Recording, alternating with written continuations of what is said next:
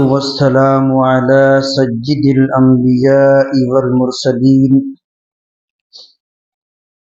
سيدنا وحبيبنا وحبيب رب العالمين. أما بعد فقد قال الله سبحانه وتعالى إنك لعلى خلق عظيم. وقال النبي صلى الله عليه وسلم بعثت لأتمم مكارم الأخلاق أو كما قال عليه الصلاة والسلام. محترم و معزز حاضرین گرامی، گزشتہ 3 نشستوں سے اللہ کے رسول صلی اللہ علیہ وسلم کے اوصاف، آپ کے اخلاق، آپ کی سنتوں کے اوپر گفتگو ہو رہی ہے. یہ اس کا آخری سلسلہ اور آخری کڑی. ویسے تو اللہ کے رسول صلی اللہ علیہ وسلم کے اوصاف اور آپ کے کمالات اتنے ہیں اور ایسے ہیں کہ آپ اس کو زندگی بھر میں کہتے رہیے اور سنتے رہیے تو آپ کو اس کا آخری سرا نہیں ملے گا، اس کی انتہا نہیں ہوگی. یہ تو چند باتیں اور چند اوصاف ہیں جو آپ کے سامنے پیش کیے گئے. بیان کرنے کا مقصد صرف اور صرف یہی ہے کہ ہمارے لیے اللہ کے رسول صلی اللہ علیہ وسلم کی زندگی میں آپ کی سیرت میں ایک نمونہ ہے جس کو اپنانا چاہیے اور جس کو اختیار کرنا چاہیے. سب سے پہلے یہی کہا گیا کہ اللہ کے رسول صلی اللہ علیہ وسلم کے اوصاف، آپ کے کمالات صرف بیان کرنے کے لیے اور صرف سننے کے لیے نہیں ہیں، بلکہ اپنی زندگی کے اندر اتارنے کے لیے ہیں. ہم لوگوں کی زندگیاں اخلاق سے عاری اور خالی ہیں. اخلاق کے رسول اکرم صلی اللہ علیہ وسلم، اس میں راوی بیان کرتے ہیں کان رسول اللہ صلی اللہ علیہ وسلم متواصل الاحزان دائم الفکرۃ. اللہ کے رسول صلی اللہ علیہ وسلم مسلسل غمزدہ رہا کرتے تھے. آپ کا غم مستقل اور مسلسل رہا کرتا تھا.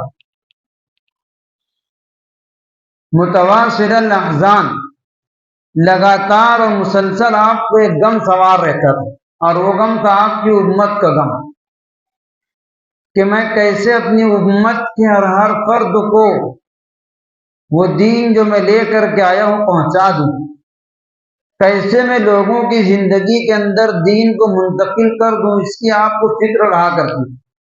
دائم الفکرتی، ہمیشہ فکر مند رہا کرتے تھے.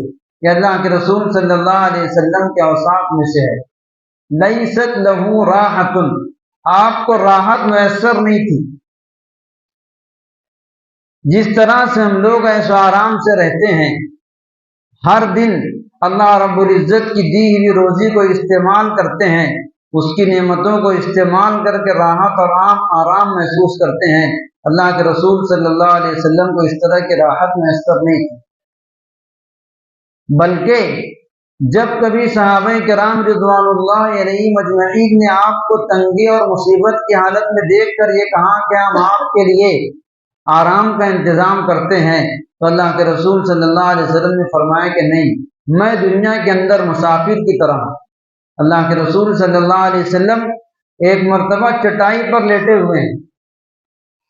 وقت اکثر الرماد والا جسدی، اور چٹائی نے آپ کے بدن پر نشان لگا دیے. جس طرح سے ہم لوگ اگر چٹائی پر لیٹے ہیں تو نشان پڑ جاتا ہے. حضرت عبداللہ ابن مسعود رضی اللہ تعالیٰ عنہ فرماتے ہیں میں نے کہا اللہ کے رسول ہم آپ کے لیے ایک بستر بنا دیتے ہیں. تو آپ نے فرمایا کہ میں دنیا کے اندر ایک مسافر کی طرح ہوں. اس طرح سے مسافر راستہ چلتے ہوئے کسی درخت کے سائے میں پڑاؤ ڈالتا ہے، قیام کرتا ہے، پھر اس کو وہاں سے آگے چلنا ہے. ایسی دنیا یہ ہمارے لیے سائے کی طرح ہے، ہم کو یہاں سے آگے رخصت ہونا ہے. یہ آرام کی جگہ نہیں ہے. لیست لہ راحت، آپ کو راحت میسر نہیں تھی. اللہ کے رسول صلی اللہ علیہ وسلم کے اوصاف حمیدہ میں سے ایک بہت بڑا وصف یہ ہے لا یدم دواکن، युअद्दिमु निअमत व इन दक्कत, नेमत अगर जो छोटी ही क्यों ना हो उसकी बहुत ताजीम किया करते थे। जो भी नेमतें अल्लाह रब्बुल इज्जत ने दी है उसकी अजमत दिल के अंदर होना चाहिए। रोजी हो या और कोई चीज हो, तमाम चीजें हमारे लिए अल्लाह रब्बुल इज्जत की नेमत है। हम लोगों के अंदर नेमतों की कद्र नहीं है। नेमत की कद्र हाथ से चले जाने के बाद होती है। अल्लाह के रसूल सल्लल्लाहु अलैहि वसल्लम नेमत की कद्र किया करते थे, अगर जो छोटी ही क्यों ना हो। नेमतों के अंदर अल्लाह रब्बुल इज्जत की बहुत बड़ी नेमत इज्जत और आफियत की रोजी है।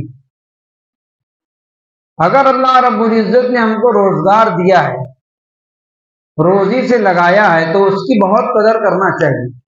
अल्लाह रब्बुल इज्जत की बहुत बड़ी नेमत है। अभी हमारे नौजवानों के अंदर एक चीज देखने में आती है कि रोजी की और रोजगार की अहमियत नहीं है। एक जगह काम कर रहे हैं, जरा से अगर सेठ से और मालिक से कुछ अनबन हो गई, छोड़कर फौरन दूसरी जगह मुंतकिल होते हैं। ये रोजी की नाकदरी है। रोजी की कदर ये है कि उसको हाथ से जाने न दे, इस बात की कोशिश करे। हजरत थानवी कुद्दस सिर्रुहू ने एक जगह लिखा है कि अगर आदमी बगैर किसी शरई वजह के अपने रोजगार को तर्क कर देता है तो बहुत मुमकिन है कि अल्लाह रब्बुल इज्जत उसको दोबारा रोजगार मैसर न करे, ये उसकी सजा होती है। इसलिए इंसान को एक कोशिश करना चाहिए कि अल्लाह ने नेमत दी है, रोजगार दिया है, तो उसकी कदर करे। अल्लाह के रसूल सल्लल्लाहु अलैहि वसल्लम के वस्फ था कि नेमत अगर जो छोटी ही क्यों ना हो उसकी बहुत ज्यादा ताजीम किया करते थे। अल्लाह के रसूल सल्लल्लाहु अलैहि वसल्लम के औसाफ और कमालात में है यसूक व असहाबहू, चलने के वक्त अपने सहाबा को अपने से आगे रखते थे, खुद पीछे चला करते थे। आजकल के पेशवाओं और मुक्तदाओं का हाल इसके बरक्स है। हम लोग देखते हैं जो भी पेशवा और रहनुमा लोग होते हैं, चाहे दुनियावी एतबार से हो चाहे दीनी एतबार से हो, वो आगे चलते होते हैं, पीछे उनके साथ वाले चलते होते हैं। अल्लाह के रसूल सल्लल्लाहु अलैहि वसल्लम का वस्फ पे नहीं था। अल्लाह के रसूल सल्लल्लाहु अलैहि वसल्लम जब कभी रास्ता चला करते थे तो अपने सहाबा को अपने से आगे किया करते थे और तवाज़ुअन खुद पीछे चला करते थे। यसूक व असहाबहू, अपने सहाबा के पीछे आप खुद चला करते थे तवाज़ुअन। कान दाइमल बिश्री सहलल खुलुकी लज्जिनल जानिबी, हमेशा मिलने वालों से खंदा पेशानी से मिला करते थे, हंसकर मुस्कुरा कर मिला करते थे। अभी पीछे बयान किया गया कान मुतवासिल अहजान, हमेशा गमजदा रहा करते थे लेकिन उस गम को अपने दिल में छुपाते थे। मिलने वाले से खंदा पेशानी से मुलाकात किया करते थे। किसी के साथ अच्छे से पेश आना, अच्छे से मुलाकात करना, अच्छे से बात करना, अच्छे अखलाक से बहुत बड़ी नेकी है।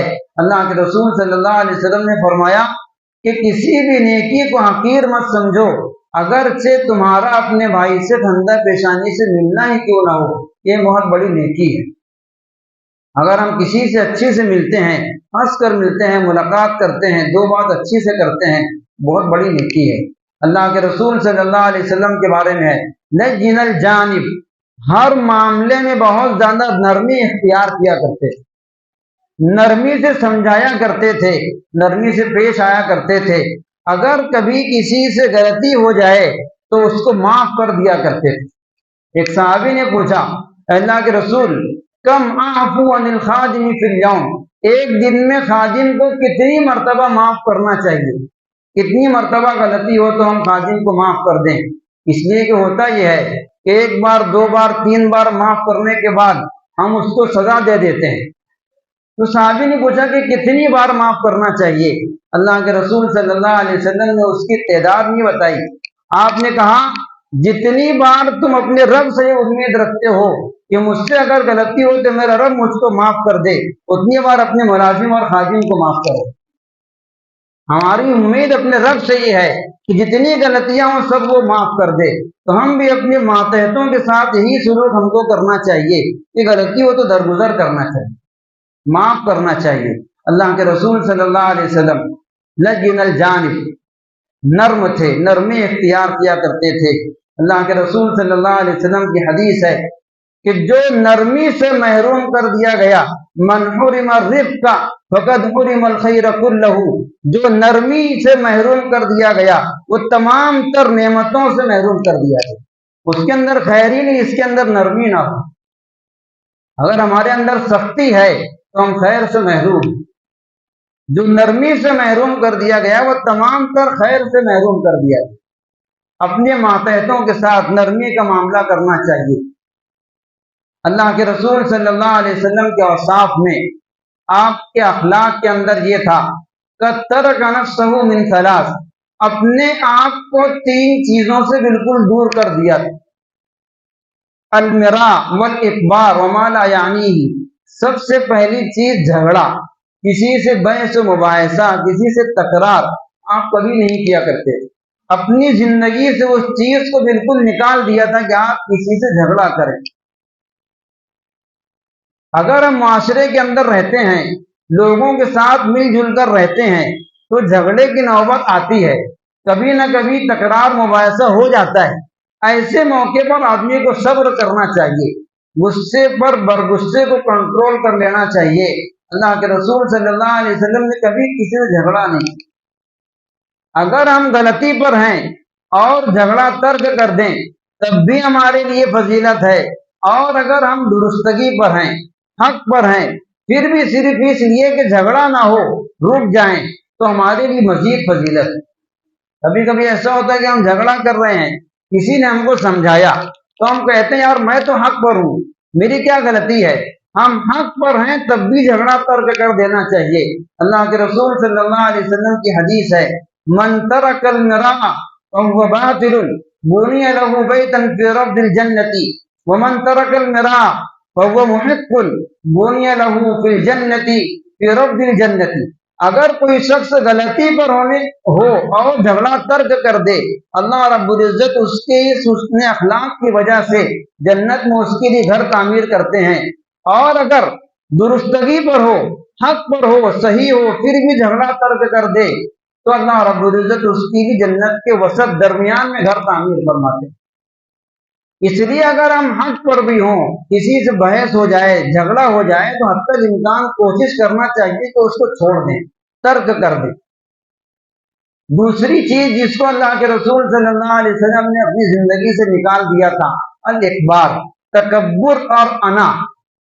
اپنے اندر جو تکبر ہوتا ہے، کبر ہوتا ہے، اپنے آپ کو بڑا سمجھنا، اس کو اللہ کے رسول صلی اللہ علیہ وسلم نے زندگی سے نکال دیا تھا۔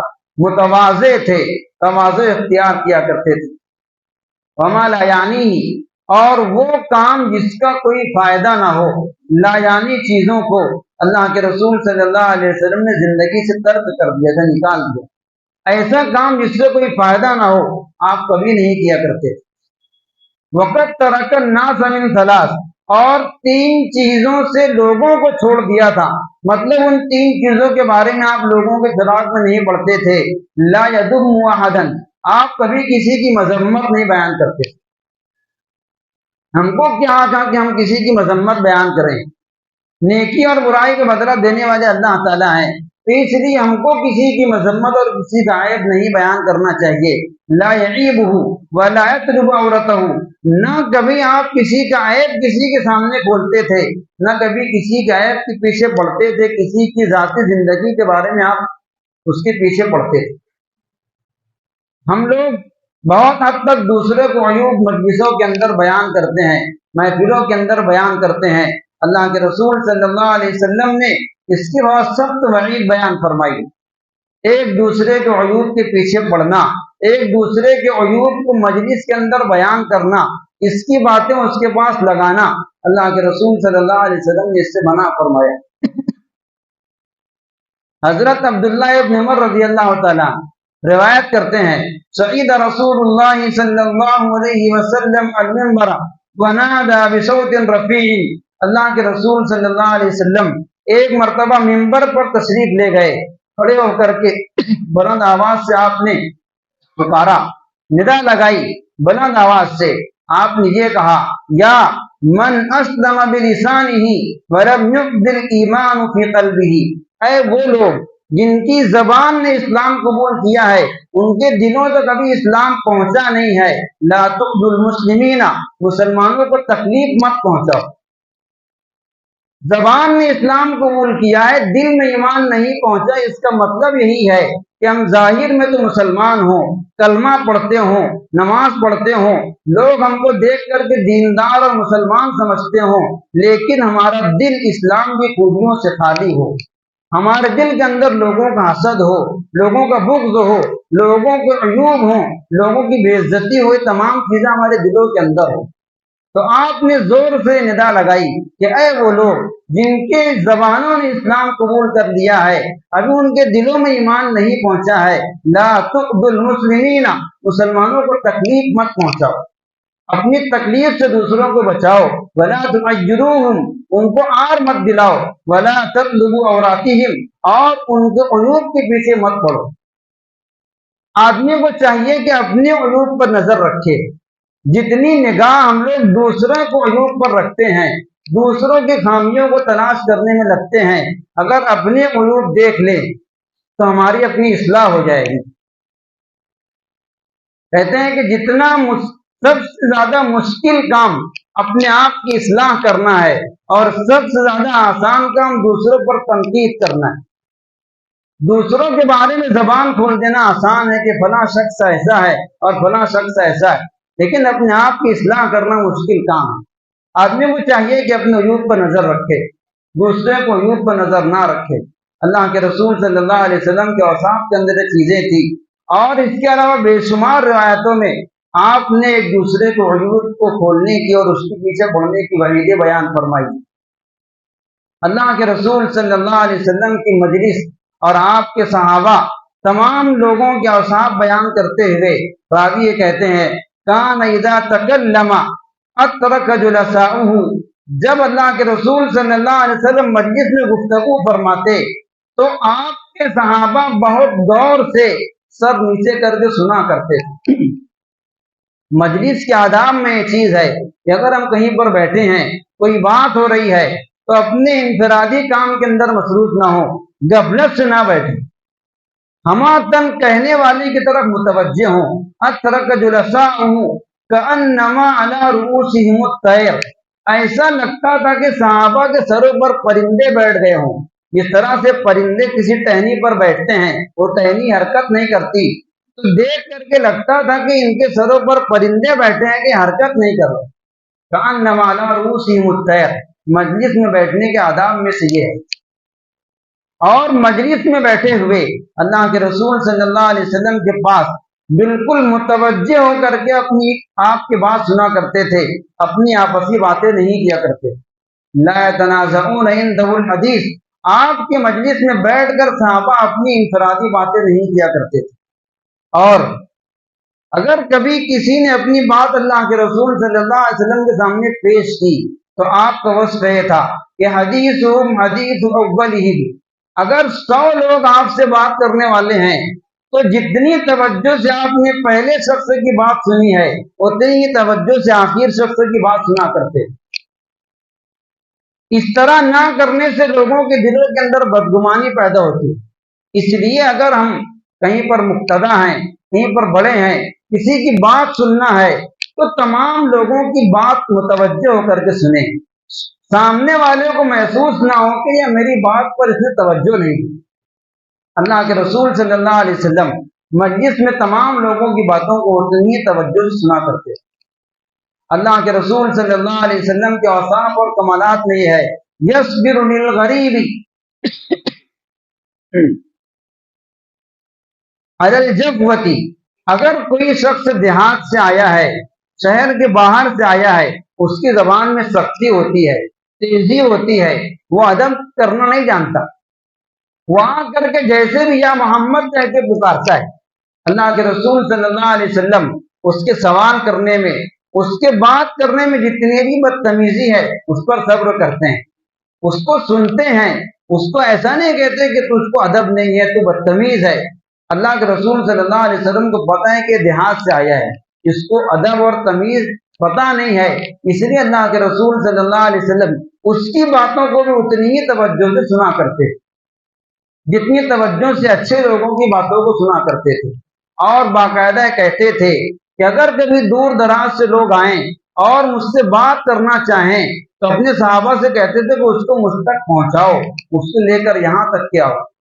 अल्लाह के रसूल सल्लल्लाहु अलैहि वसल्लम काना अजवदुन्नास सदरन, अल्लाह के रसूल सल्लल्लाहु अलैहि वसल्लम के बारे में आखिर में रावी कहते हैं कि आप सीने के लिहाज से दिल के सबसे ज्यादा सखी थे।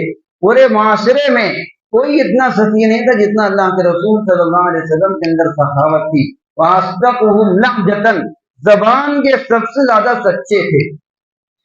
सिद्क गोई आपकी बचपन से थी।